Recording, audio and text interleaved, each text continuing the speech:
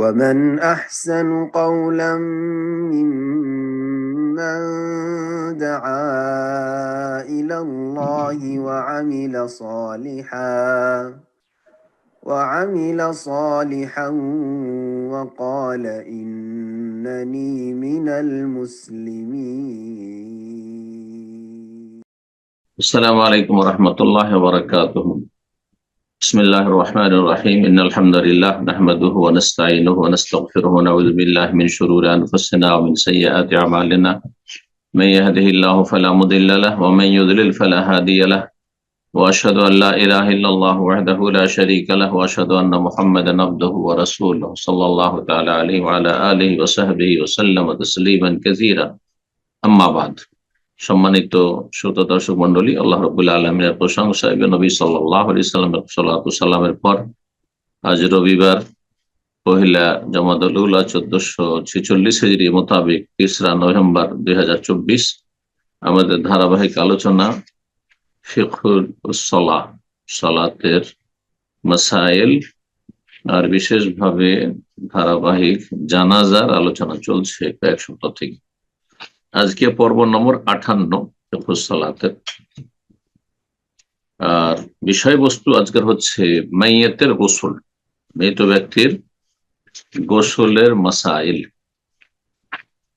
আর তারপর ইনশাআল্লাহ তাআলা আমাদের প্রশ্ন উত্তর থাকবে। আল্লাহ রাব্বুল আলামিন যেন আমাদেরকে সঠিক কথা বলার, জানার, মেনে চলার তৌফিক দান করেন। মাইয়াতের গোসল সম্পর্কে লেখক যা কিছু বলেছেন আপনাদের সামনে পেশ করছি। বলছেন, as-sunnatu yughassil al-mayyita a'rafun nas bi sunnatil ghusl। মাইয়াতকে গোসল দেবে কে? এই মর্মে বলছেন যে সুন্নাত হচ্ছে যে মৃত ব্যক্তিকে গোসল দেবে এমন ব্যক্তি, যে ব্যক্তি গোসলের সুন্নতি পদ্ধতি সম্পর্কে বেশি জ্ঞাত, যার সহি সুন্নাহ সম্পর্কে জানা আছে মাইয়াতের গোসলের ক্ষেত্রে। কারণ যে কাজটি করবে সেই কাজটি সম্পর্কে জ্ঞান থাকতে হবে। আমল করার আগে যথাযথ এলম থাকতে হবে। এলম শিখা প্রথম ফরজ। সুতরাং যে ব্যক্তি গোসল দেবেন সেটি তার আমল, এই আমলের আগে তাকে জানতে হবে। যে বেশি জানে এই মর্মে সেই ব্যক্তি প্রাধান্য পাবে। এবং মনে রাখবে যারা গোসল দিয়ে থাকে মাইয়াতকে, যে এই মাইয়াতের গোসলের বড় ফজিলত রয়েছে, ওয়ালাহু আজরুন আজিম, এতে আল্লাহর পক্ষ থেকে মহা পুরস্কার রয়েছে। কিন্তু শর্ত হচ্ছে পুরস্কার পাওয়ার জন্য আল্লাহ সন্তুষ্টি যেন উদ্দেশ্য হয়, সামাজিকতার জন্য নয়, মানবতার জন্য নয়, আর দুনিয়ার স্বার্থে নয়, আর খ্যাতির জন্য নয়। আমাকে সবাই যেন আমার দ্বারস্থ হয় যে ভাই গোসল দিয়ে দাও, এই করলো, বা কোনো বোন মহিলা মেয়েকে গোসল দিচ্ছে, দুনিয়ার এসব উদ্দেশ্য না থাকে। উদ্দেশ্য হবে আল্লাহ সন্তুষ্টি। আর একটি বিষয় হচ্ছে মাইয়াতকে গোসল দিতে গিয়ে যদি অপ্রীতিকর কিছু দেখে, যা সাধারণত মানুষরা শুনলে বা জানলে খারাপ ভাববে যে লোকটি হয়তো খারাপ ছিল, এই ধরনের চিন্তা চেতনা আমাদের সমাজে আছে। কিন্তু তো মুখমন্ডল কালো হয়ে গেছে, না খুব খারাপ লোক ছিল ভেবে নিল, অথচ হতে পারে যে ভিতরে এমন কোন মারাত্মক রোগ ছিল যে রোগের প্রতিক্রিয়া স্বরূপ এতেকালের সাথে সাথে চেহারা মলিন হয়ে গেছে। এটা হইতে পারে। জরুরি নয় যে চেহারা কালো হলেই সেই ব্যক্তি খারাপ মানুষ ছিল। সেটা আমাদের জন্য জায়েজ নয় ধারণা করা। রব জানছেন এসব গায়েব অদৃশ্যের কথা, আমাদের কোনো মন্তব্য করার অধিকার নেই। আসল হচ্ছে একজন মুসলিম যদি প্রকাশ্য কাবিরা গুনাহ আমরা না দেখি, তাহলে তার মান ইজ্জত আপন জায়গায় সহি সালামত বহাল থাকবে। সুতরাং যিনি গোসল দেবেন তিনি যদি কোনো ত্রুটি অথবা শারীরিক কোনো ত্রুটি, এমন কোনো কিছু রয়েছে যেগুলো শারীরিক ভাবে ত্রুটি মনে করা হয়, আয়েব মনে করা হয়, সেগুলিকে ঢেকে রাখলো সাতার আলী ওয়ালাম ইউহাদ্দিস বিমা রাআহু মিনহু মিন মাকরুহ। আর কোনো অপছন্দনীয়, অপ্রীতিকর খারাপ কিছু যদি দেখে, তাহলে সেটা কারো সামনে বর্ণনা করলো না, বর্ণনা করবে না, মান ইজ্জত ঢেকে রাখবে। একজন মুসলিম সম্মানিত যেমন জীবিত অবস্থায় তার ইজ্জত আবরু, তেমনি মৃত অবস্থায় সেই ব্যক্তি সম্মানিত। নবী সাল্লাল্লাহু আলাইহি হাদিসে কাসরু ইদামিল মাইয়াতি কাকাসরিহি হাইয়ান, কোন মৃত ব্যক্তির হাড়হাড্ডি ভাঙা বা অস্ত্রোপচার করা মাইয়াতের লাশে ঠিক ওই রকমই অন্যায়ের কাজ যেমন একটা জীবিত মানুষের হাড়হাড্ডি ভাঙা। একজন জীবিত মানুষ যেমন সম্মানিত শারীরিক দিক থেকে, মানে ইজ্জতের দিক থেকে, তার দোষ ত্রুটি ঢেকে রাখার দিক থেকে, ঠিকই তেমনি মৃত ব্যক্তি ওইভাবে সম্মানিত। মাইয়াতকে গোসল দেবেন কে, কে বেশি হক রাখেন? এতক্ষণ তো ছিল যে যোগ্যতার দিক থেকে, কিন্তু আত্মীয়দের মধ্যে কে গোসল দেবেন আগে অগ্রাধিকার পাবেন, অথবা কারো সম্পর্কে যদি ওসিয়ত করে গিয়ে থাকেন তাহলে তার বিষয়টি কেমন, এই বিষয়টি বলছেন। আল আউলা বিগসলি রাজুলি, কোন পুরুষ ব্যক্তিকে গোসল দেওয়ার ক্ষেত্রে বেশি অধিকার রাখে যদি ইনদাল মুশাহাদ, যদি দ্বিমত হয়, লাভ দেখা যায়, ছেলে বলছে আমি গোসল দেবো, বাপ বলছে আমি গোসল দেবো, ইত্যাদি ইত্যাদি, জি, ভাই বলছে আমি গোসল দেবো।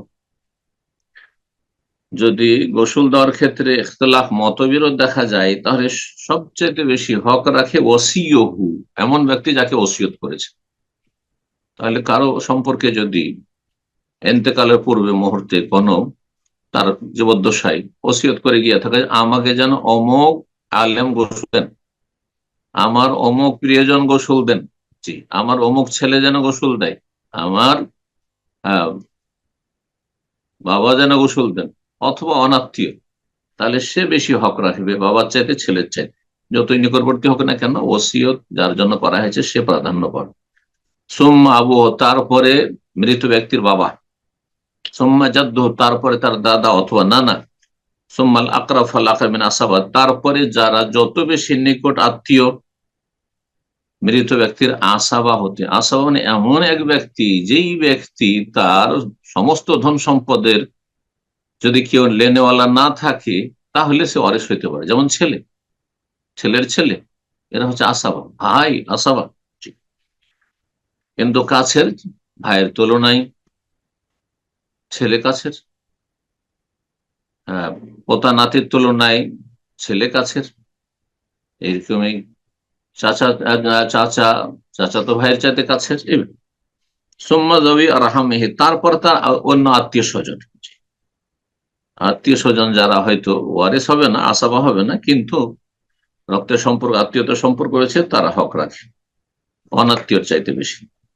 মহিলার ক্ষেত্রে ঠিক ওই রকমই, যদি কোনো মহিলা ওসিয়ত করে গিয়ে থাকেন জীবদ্দশায় যে আমাকে অমুক যেন মহিলা গোসল দেয়, বেগানা পুরুষ নয়, তাহলে সে প্রাধান্য পাবে, তারপরে তার মা প্রাধান্য পাবে, তারপরে তার দাদি বা নানি প্রাধান্য পাবে, তারপরে যারা কাছের রয়েছে। এইভাবে স্বামী স্ত্রী একে অপরকে গোসল দিতে পারে কিনা? হ্যাঁ পারে। একমাত্র হানাফি মযহাবে একটি মন গড়া ফতোয়া আছে যে মারা গেলে বিয়ে বিচ্ছেদ হয়ে যায়, মারা গেলে নাকি বিয়ে বিচ্ছেদ হয়ে যায়, যার ফলে স্বামী মারা গেছে, বেদাতির সমাজে স্ত্রীকে ওর মুখ দেখতে দেয় না। গোটা গ্রামের বেহায়া মহিলারা এসে বেগানা পুরুষের মাইয়াতের মুখ দেখছে, কিন্তু স্ত্রীকে বাধা দেয় যে তুমি খবরদার দেখবে না, কারণ তুমি হারাম হয়ে গেছো জন্য। যে হালাতে মুসলিম সমাজের এগুলো মূর্খতা আছে, আর বেদাত হচ্ছে মূর্খতা আসলে, হাদিস বিরোধিতা হচ্ছে মূর্খতা।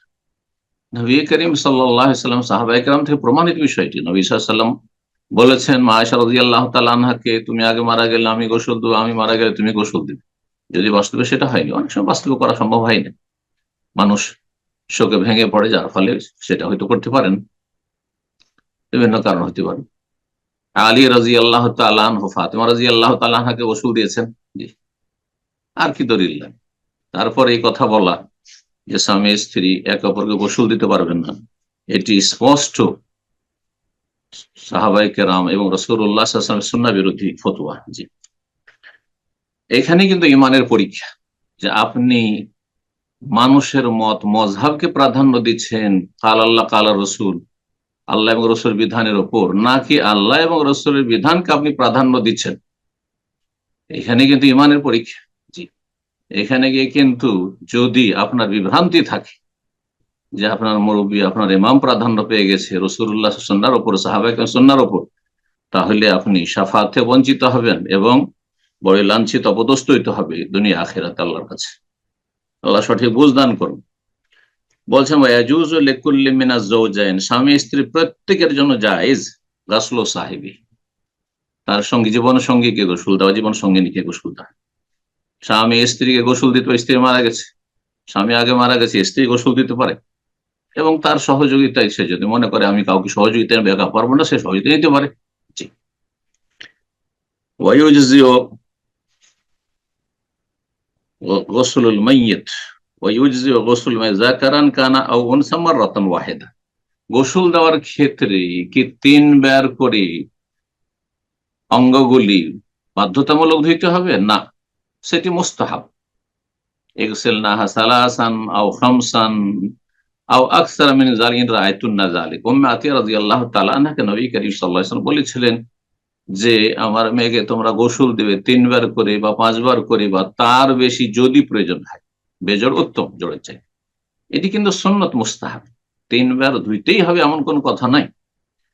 একবার গোটা গায়ে পানি বহিয়ে দিলে যেমন ফরজ গোসল আদায় হয়ে যাবে। একজন জীবিত মানুষ স্বপ্নদোষ হয়েছে, সহবাস হয়েছে, নাপাক ছিল, গোসল ফরজ হয়েছে, আর ঝর্ণার নিচে দাঁড়াইলো অথবা পানিতে ডুব দিল, গোটা শরীর ভিজে গেছে, গোসল আদায় হয়ে গেছে, ফরজ আদায় হয়ে গেছে। ঠিক ওই রকমই মাইয়েতের ক্ষেত্রেও বলছেন যে মাইয়েতের গোসলের ক্ষেত্রে যথেষ্ট সে পুরুষ হোক অথবা নারী হোক, মাররাতান ওয়া মাররাতুন ওয়াহিদা ওয়ায়ুজজিউ গোসলাল মাইয়াতি যাকারান কানা উনসা মাররাতুন ওয়াহিদা, একবার গোসল দেওয়া যথেষ্ট। জি। ইয়া উম্মু জামিয়া বাদান, কিন্তু শর্ত হচ্ছে একবার গোসলে গোটা শরীর যাতে করে শামিল হয়ে যায়, অর্থাৎ গোটা শরীরে পানি পৌঁছে যায়। জি। কোথাও যদি নাপাকি থাকে সেটা পরিষ্কার করতে হবে অবশ্যই, আর নাপাকি না থাকলে অসুবিধার নাই, গোটা গায়ে পানি বইয়ে দেওয়া হয়েছে মাইয়াতের, একবারই শুধু তাতে গোসল আদায় হয়ে গেছে, ফরজ কাজ আদায় হয়ে গেছে। গোসল দেওয়ার সময় যিনি গোসল দেওয়ার মুখ্য ভূমিকা পালন করবেন তার সাথে সহযোগী রাখতে পারেন। বলছেন ইয়াহদুরু গোসল আল মাইয়াতি আল গাসিলু ওয়া মান ইউইনুহু আলাল গোসলে, মাইয়াতের গোসলের সময় যিনি গোসল দেবেন আসল ব্যক্তি, ওয়া মান ইউইনুহু আর তার সহযোগী ব্যক্তিরা উপস্থিত হতে পারবে গোসল দেওয়ার ক্ষেত্রে, কিন্তু তামাশা দেখার জন্য কেউ হাজির হতে পারবে না। আরো 2-4-5 জন এসে দাঁড়িয়ে আছে, তামাশা দেখছে, গোসল দেওয়া হচ্ছে মাইয়াতের না, মোটেই না। যে কয়জনের সহযোগিতার প্রয়োজন রয়েছে শুধু তারাই সেখানে উপস্থিত হবে। ইউকরাহু লিগাইরিহিম হুজুরু, আর অন্যদের জন্য সেখানে উপস্থিতি মাকরুহ, জি, অপছন্দনীয়। বরং অনেক সময় লজ্জাস্থান হয়তো উন্মুক্ত হওয়ার আশঙ্কা রয়েছে, যদিও শরীর ঢাকা থাকবে, তাহলে সেখানে না যায় অন্যের জন্য সেখানে দেখাচ্ছি। তারপর আরেকটি মশলা বর্ণনা করছেন, কোথাও যদি একদল মানুষ মারা যায়, মুসলিমও ছিল আর কাফেরও ছিল, যেমন যেসব দুর্ঘটনাগুলি হয়ে থাকে, ট্রেন দুর্ঘটনা, ফ্লাইট দুর্ঘটনা, অথবা আগুন লেগেছে, কোন জায়গায়, আল্লাহ হেফাজত করো মুসলিম ভাই বোনদের, তো আর আগুন লেগে মারা গেছে আর বিভৎস হয়ে গেছে, চেহারা দেখে শরীর দেখে চেনা যায় না কোনটা কার লাশ, তখন কি করবেন? এজাজতামা মুসলিমুন ওয়া কুফার, বলছেন মুসলিম কাফের যদি একত্রিত হয়, ও মাতু আর সবাই মারা যাবে, হারকিন আও নাহওয়িহি, আগুনে জ্বলে অথবা এই ধরনের এমন কোন দুর্ঘটনায় যে যাতে চেনা যাচ্ছে না যে কোনটি কার মৃতদেহ, ওয়ালাম ইউমকিন তামিযুহুম, তাদেরকে চিহ্নিত করা যাচ্ছে না, গোসলু ওয়া কুফিনু, তাহলে সবাইকে গোসল দেবেন, সবাইকে কাফন দেবেন, ওয়াসল্লি আলাইহিম, সবার জানাজা পড়বেন, ওয়াদফিনু বিনিয়াতিল মুসলিমিনা মিনহুম, আর মুসলিমদের নিয়ত করে শুধু দাফন করা হবে, যে আমরা মুসলিম, আসল হচ্ছে মুসলিমকে দাফন করছি, তার সাথে অমুসলিমও আমাদের অজান্তে হয়ে গেল, যেহেতু অজ্ঞাত পরিচয়, লাশ চেনা যাচ্ছে না, আমরা মাযুর। কিন্তু আপনি কিছু অমুসলিম আছে সেই জন্য আপনি কাফন দেবেন না বা জানাজা পড়বেন, এটা জায়েজ নাই। আপনার দোয়া ওই সেই সব মুসলিম মাইয়াতের জন্য হবে, আপনার দাফনের নিয়ত হবে যে মুসলিমকে আমি দাফন করছি।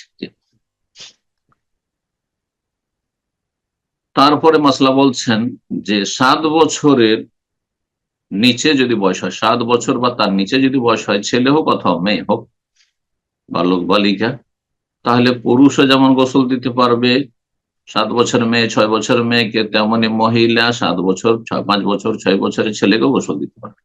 এক্ষেত্রে বাধ্যতামূলক নয় যে আহ বালককে গোসল দেওয়ার জন্য পুরুষ লাগবে, আর বালিকা গোসল দেওয়ার জন্য আর যদি 7 বছর বা তার কম হয় বয়স তাহলে মহিলা লাগবে, এমনটা জরুরি নয়। ইয়াজুজু লিরাজুলিন ওয়া ইমরাআতিন বলছেন পুরুষ এবং নারীর জন্য জায়েজ গাসলু মান লাহু সাবআ সিনিন, যার বয়স 7 বছর, সে যাকারান কানা আও উনসা, পুরুষ হোক অথবা নারী নারী হোক, মানে বালক হোক অথবা বালিকা হোক। উম, তারপরে মাসলা বলছেন যে আল্লাহর রাস্তায় যদি কেউ সশস্ত্র যুদ্ধ করতে গিয়ে, লড়াই করতে গিয়ে, জিহাদ করতে গিয়ে মারা যায়, শহীদুল মারেকা, তাহলে তাদের গোসল নেই। তাদের গোসল নেই মানে সেটা মানহানি নয়, সম্মানার্থে গোসল নেই।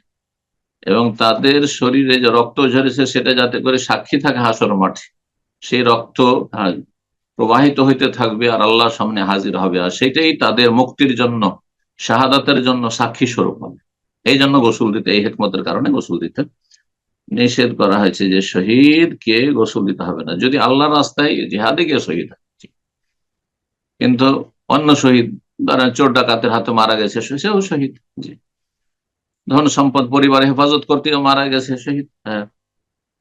কেউ রাস্তাঘাটে মেরে দিয়েছে, সেও শহীদ, হুকমি শহীদ, কিন্তু না, তাদেরকে গোসল দিতে হবে। তারা হাকিকি শহীদ নয়, মর্যাদার দিক থেকে, ফজিলতের দিক থেকে শহীদ। এইরকমই কেউ দেওয়ালে চাপা পড়েছে, আগুনে জ্বলে গেছে, অ্যাক্সিডেন্টে মারা গেছে, তাও শহীদ। আহ মহামারীতে মারা গেছে, তারা শহীদ, মর্যাদার দিক থেকে ফজিলতে শহীদ, কিন্তু গোসলের বিধান তাদের জন্য অবশ্যই রয়েছে। আর অন্যান্য যে শহীদরা রয়েছে আরো 7 রকম, যেমন হাদিসে রয়েছে, তাদেরকে গোসল দিতে হবে। তারপরে মাসালা, কোন কাফের মৃতদেহকে গোসল দেওয়া যাবে কি, কোন মুসলিম দিতে পারবে? বলছেন না। মুসলিম কাফের, কোন মুসলিম কোন কাফের মৃতদেহকে গোসল দেবে, এটা হারাম। কাফন, কাফন দেবে, এটা হারাম। আইসাল্লি আলাইহি, তা জানাজা পড়বে আর বলে মরহুম, হারাম। হ্যাঁ। আত্মার শান্তি কামনা করছি, হারাম। জি, কবিরা গুনাহ। আত্মার শান্তি কামনার জন্য সর্বনিম্ন শর্ত লা ইলাহা ইল্লাল্লাহ, তৌহিদ। জি, ঈমান, ইসলাম। জি। আও ইয়াতবাউ জানাজাতাহু, জানাজার অনুসরণ করবে। অনেক নেতা মাথারা অমুসলিমদের, হ্যাঁ, জানাজায় উপস্থিত হয়। জানাজা মানে তাদের যে যে অনুষ্ঠানগুলো থাকে মাইয়াতের ক্ষেত্রে মুসলিমদের, তাতে তারা উপস্থিত হয় না, অনুসরণ করা তাদের সাথে যাওয়া জায়েজ নয়, দাফনে যাওয়া জায়েজ নয়, অথবা তাদের যে সব পদ্ধতিগুলো রয়েছে, তাদের ধর্মীয় পদ্ধতি, সেগুলিতে উপস্থিতি জায়েজ নয়। তবে কেউ যদি অমুসলিমদের মৃতদেহকে মাটিতে ঢাকার জন্য না থাকে, তাহলে আহ, সেটাকে কোনো মুসলিম দাফন করতে পারে, মাটিতে পুঁতে দেবে, দাফন করে দেবে। যেমন আবু তালিব, নবী সাল্লাল্লাহু আলাইহি ওয়াসাল্লামের চাচা, কাফের অবস্থায় যখন মারা গেল, রাসূলুল্লাহ সাল্লাল্লাহু আলাইহি ওয়াসাল্লাম আলীকে বললেন যে তোমার বাবা মারা গেছে, যদিও কুফুরের অবস্থা মারা গেছে, তুমি মুসলিম, যাও ইযহাব ফাওয়ারি আবাক, তোমার বাবার মৃতদেহকে মাটি দিয়ে ঢেকে দাও, মাটি চাপিয়ে দেবে। মুসলিমদের মতো করে দাফন কাফন নয়, বরং মাটি চাপিয়ে ঢেকে দিবে, যাতে করে দুর্গন্ধ না ছড়ায়, আর পচে সরে গেছে আর মানুষের কষ্ট হচ্ছে, আবহাওয়া দূষিত হচ্ছে, এমনটা না। বলে ইউআরিহাবি, তোরা মাটি দিয়ে ঢেকে দেবে। এজা ওদেমা ইউআরিহামি না কারবে, কোনো আত্মীয় যদি অমুসলিম না থাকে, আত্মীয় মুসলিম নেই, মুসলিম এলাকায় মৃতদেহ পাওয়া গেছে, আর সেটা জানছেন যে অমুসলিম, নিশ্চিত জানছেন, সন্দেহ হইলে আসল হচ্ছে মুসলিম, কিন্তু যদি নিশ্চিত জানেন যে অমুসলিম আর কেউ না থাকে, তাহলে আপনারা সেটাকে মাটি চাপা দিয়ে দাফন করে দেবেন, পুঁতে দেবেন। ওয়ালা ইউশরাউ লিআকারিবিল মুশরিকি মিনাল মুসলিমিনা ইয়াতবাউ জানাজাতাহু, আর বলছেন যে মুশরিক ব্যক্তি যে মারা গেছে, কোনো কাফের বা মুশরিক মারা গেছে, তার নিকটে এরকমই নাস্তিক, যারা ঘোষিত নাস্তিক, স্বঘোষিত নাস্তিক, নিজে প্রকাশ্যে তার নাস্তিকতার কথা ঘোষণা করেছে, এরা বড় মুনাফিক মুসলিম সমাজের, বা স্পষ্ট যখন তার কুফরিকে স্পষ্ট করে দিয়েছে, কাফের, কাফের মুনাফিক, কোনো পার্থক্য নেই, আকীদার মুনাফিক, সে কাফের। জি। তাহলে মুসলিমরা তাদের জানাজায় যাবে না, জানাজায় যাবে না, মোটেই যায় না। সুন্নতি গোসল পদ্ধতি, এতক্ষণ যে মাসাইল হলো, এখন সুন্নতি গোসলের পদ্ধতি বর্ণনা করেছেন। লেখক বলছেন সিফাতুল গোসলিল মাসনুনিল মাইয়িত, মাইয়িতের সুন্নতি গোসলের পদ্ধতি। বলছে ইদা আরাদা আহাদুন গোসলাল মাইয়িতি, কোন মাইয়িতকে গোসল দেওয়ার জন্য যখন কেউ ইচ্ছুক হবে, ওয়াদাহু আলা সারিরিল গোসলে, গোসলের যে খাট রয়েছে, বিছানা রয়েছে বা খাট রয়েছে, যদি তা ব্যবস্থা থাকে, যেমন আরব দেশগুলিতে আছে, তাহলে তার উপর রাখবে। আমাদের দেশে এমনি সাধারণ খাটে বা চকিতে রেখে গোসল দেয়, এক কথায় যে কোনো জায়গায় হোক গোসল দেবে। সোম্মা সাতার আওরাত, লজ্জা স্থান ঢেকে দেবে। প্রথম লজ্জাস্থান ঢেকে দিবে, আর তারপরে তার শরীরে যেসব কাপড় পরিধান করেছিল বা কাপড় আছে, সে জামা থাক, পায়জামা থাক আর লুঙ্গি থাক, সেগুলি খুলে নেবে। তাহলে প্রথম গোটা শরীরটা কাপড় দিয়ে ঢেকে দিবে, যাতে করে লজ্জাস্থান উন্মুক্ত না হয়ে যায়, আর তারপরে শরীরের কাপড়গুলি খুলবে। সোম্মা রাফা রাস এলা করবে জলুসি, তারপরে মৃত ব্যক্তির মাথাটাকে একটু উঁচা করবে, সেটা যে কোনো ভাবে উঁচা করা সম্ভব, হাতে ধরে উঁচা করুক অথবা কোনো হেলানা দিয়ে উঁচা করবে। সোম্মা ইয়াসির ও বাতনাহ বিরিফকিন, তারপরে নম্রতার সাথে তার পেটটাকে চাপা দিবে, খুব জোরে নয়, বরং হালকা নরম ভাবে পেটে চাপা দিবে। কেন? এই জন্য যে যদি পায়খানা থাকে, গোসল দেওয়ার পর আবার বেরিয়ে আসতে পারে, সুতরাং হালকা চাপ দিলে কোনো কিছু যদি থাকে সেটা নাপাকিগুলো বেরিয়ে যাবে। ওয়ায়ুকসির সাব্বাল মা, সেই সময় বেশি বেশি পানি ঢালবে, পানি ঢালবে। সুম্মা ইয়ালুফু আলা ইয়াদি খিরকা আও কুফাজাইনে ওয়া ইউনাজ্জিহ, আর তারপরে নিজের হাতে কোন একটি ন্যাকড়া তেনা বেঁধে নেবে অথবা দুটো হাত মোজা, এক কথায় হাতের আবরণ, দুই হাত ব্যবহার করবেন, দুই হাতের আবরণ ব্যবহার করবেন। আর আজকাল তো হয়ে গেছে ব্যবস্থা মেডিকেলে, আর যে কোনো কিছু হোক না কেন, কিছুই না থাকে, গ্রামে গঞ্জে আছেন, হাতে একটা আবরণ বেঁধে নিলি হলো, একটা তেনা পেঁচিয়ে নিলি। তারপরে তাকে ইস্তেঞ্জা করা, মানে পেশাব বা এখানে রাস্তাগুলি পরিষ্কার করে দেবে, ধুয়ে দেবে। তারপরে গোসলের নিয়ত করবে যে আমি মাইয়াতকে গোসল দিচ্ছি। তারপরে উজু করাবে, সালাতের মতো উজু করে, কিন্তু এই উজু সুন্নাত, এই উজু কারণ মাইয়াতের উজুর অঙ্গগুলি ধৌত করানো এটি সুন্নাত, কোনো ওয়াজিব নাই। কারণ আগে আমরা আলোচনা করেছি যে গোটা শরীরে একবার পানি বহিয়ে দিলে তার গোসল আদায় হয়ে যাবে, তাহলে সেটি তাহলে আসল ফরজ। আর এই উজু করানো বা উজুর অঙ্গগুলি ধৌত করানো এটি সুন্নাত মুস্তাহাব। বলছেন যে যখন উজু করাবেন, আবার প্রথম তো ইস্তেঞ্জা করালেন, তখন একটা আবরণ হাতে ব্যবহার করেছেন, তো সেটা তো ময়লা হয়ে গেছে। আর তারপর আর একটি আবরণ পরিবর্তন করে হাতে আর একটি মোজা অথবা একটি আবরণ ব্যবহার করবে, আর তারপরে তখন গোসলের কাজগুলি সারবে। বলছে ওয়ালা ইউদখিলুল মাফি ফিহি ওয়ালা আনফিহি, হ্যাঁ, পানি যখন উজু করাবে তখন বা গোসল দেবে, তখন তার মুখে পানি ঢোকাবে না, কুলি করার জন্য পানি ঢোকাবে না, আর নাকেও পানি ঢোকাবে না। জি। ওয়ালাকিন ইউদখিলু ইসবাইহি মাগলুলাতাইনি ফি আনফি ওয়া ফামি, তবে কি করবে গোসল দেওয়ার ক্ষেত্রে দুটো আঙ্গুল ভিজিয়ে তার নাকে, নাক পরিষ্কারের জন্য, এবং মুখে একটু ঢুকিয়ে পরিষ্কার করে দিবে। কিন্তু গড়গড়া করার মতো করে মুখটাকে ফেড়ে তাতে পানি ঢোকাবে, নাকে পানি ঢোকাবে না, এটা করবে না। তারপরে গোসল দেওয়ার সময় পানি এবং তার সাথে বরই পাতা, তরুল পাতা ব্যবহার করা সুন্নাত, অথবা সাবান ব্যবহার করলে চলবে। আর মাথার দিক থেকে শুরু করে, মাথা এবং দাড়ির দিক থেকে শুরু করবে, আর তারপরে ডান দিক থেকে শুরু করে সুম্মা শিক্কুল আইমান মিন উনুকিহি ইলা কাদামিহি, গোটা শরীরে ডান দিকটা কাঁধ থেকে শুরু করে পা পর্যন্ত ধৌত করবে। তাহলে বামের আগে ডান দিক ধোয়া উত্তম। সুম্মা ইউকাল্লিবু আলা জামবিহিল আইসার, তারপরে বাম দিকে উল্টি দিয়ে, তারপরে বলছে ওয়ায়াগসিলু শিক্কা যাহরিহিল আইমান, তার ডান দিকের যে পেছন দিকটা, পেছন সাইডটা রয়েছে, সেটা ধৌত করবে। উল্টে না দিলে তো ধোয়া সম্ভব হবে না, সেই জন্য। সুম্মা ইয়াগসিলু জানিবাল আইসার, তারপরে বাম দিকটা ধৌত করবে। সুম্মা ইয়াগসিলু মাররাতান সানিয়া ওয়া সালিসা, তিনবার যদি ধৌত করে, এটি হচ্ছে সুন্নাত মুস্তাহাব। তাহলে দ্বিতীয়বার আবার তাকে গোসল দেবে, তৃতীয়বার গোসল দেবে মিসলাল গোসল আউয়াল বা গাসলিল আউয়াল, প্রথমবার যেমন করে দিয়েছিল, ডান দিক আগে, মাথার দিক থেকে, দাড়ি থেকে শুরু করে মুখমণ্ডল থেকে, আর তারপরে উল্টে দিয়ে তারপরে বাকি শরীরটা ধুবে, যেমনটা বললাম। যদি তিনবার ধৌত করে পরিষ্কার পরিচ্ছন্ন না হয়, দেখা যাচ্ছে যে কিছু অপরিষ্কার থেকে গেছে বা না পাখি বেরিয়ে আসে, ফাইনলাম ইউনাফতে, যদি তিনবারও পরিষ্কার পরিচ্ছন্নতা না হয় জাদা, তাহলে অতিরিক্ত করবে, যেমন নবী সাল্লাল্লাহু আলাইহি হাদিস রয়েছে। আও আকসার মিন যালিকা ইন রাআইতুন নাযারা, যদি প্রয়োজন মনে করো তাহলে তিনবারের বেশি বা পাঁচবারের বেশিও করতে পারো। হাত্তা ইউনাফতি বিতরান, বেজোড় করবে, বেজোড় উত্তম, তাহলে পাঁচবার না হলে সাতবার করবে। শেষ ধৌত করার সময় পানির সাথে কর্পূর ব্যবহার করবে অথবা আতর সুগন্ধি ব্যবহার করবে, বা দুটোই ব্যবহার করবে। জি। তারপর বলছে মদ যদি বড় থাকে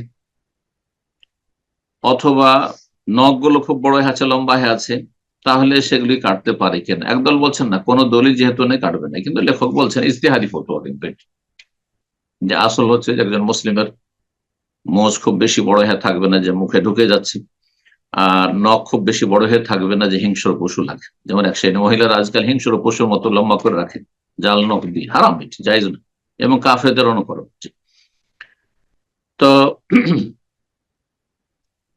এগুলো কেটে নেবে, মোজ যদি লম্বা থাকে অথবা নখ যদি লম্বা থাকে তাহলে সেগুলো কেটে নেবে, ভালো কেটে না, সময় অনাশাফু বেশ হবে। তারপরে গোটা শরীরটা কাপড় দিয়ে মুছে দেবে, গা মুছে দেবে।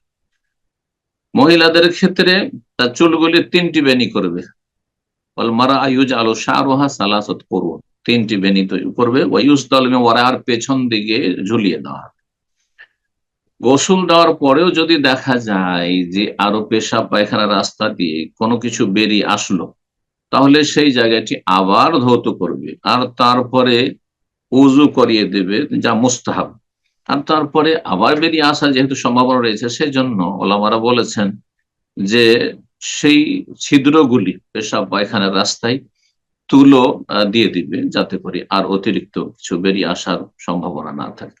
এখানে আজকের আলোচনা শেষ করছি। ওয়াজাযাকুমুল্লাহ খাইরান। আল্লাহ রাব্বুল আলামিন আমাদের দুনিয়া আখিরাত ভালো করুন। বিশেষ করে দোয়া করি আল্লাহ শেষ অবস্থা আমাদের আরো ভালো করুন, কালিমা তাইয়্যিবার উপর আমাদেরকে মওত দান করুন। আল্লাহ রাব্বুল আলামিনের কাছে আমাদেরকে পাক পবিত্র হয়ে আর তৌহিদের সাথে, সুন্নাহর সাথে উপস্থিত হওয়ার তৌফিক দান করুন। ওয়াজাযাকুমুল্লাহ খাইরান। ওয়া সাল্লাল্লাহু আলা নবিয়িনা মুহাম্মদ ওয়া আলা আলিহি ওয়া সাহবিহি আজমাইন।